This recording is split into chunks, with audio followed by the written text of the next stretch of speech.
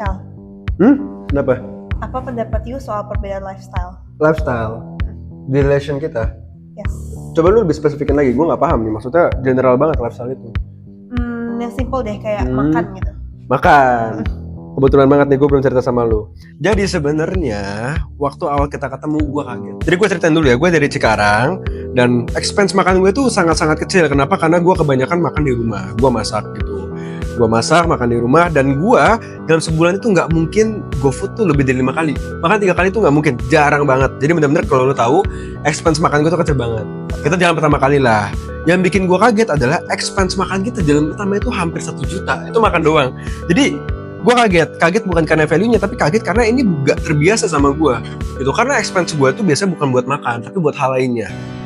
Gitu. Tapi gue paham source of happiness lu ketika kita selama ini pacaran ya, itu dari makan gitu. Ya, soalnya kayak my source of happiness kan makanan. Jadi I kayak nggak masalah kalau misalkan monthly expense I gede di makanan. Gitu. Ya sama, kayak gue kan juga seneng nonton gitu kan. Jadi ya expense gue adalah untuk nonton, untuk koleksi juga, Blu-ray dan lainnya gitu. Tapi gue paham, makanya dari itu kita komunikasi kan. Benar. Kita komunikasi, gue kasih tahu ke lu kalau misalnya lifestyle tersebut itu bisa kita cost down nih.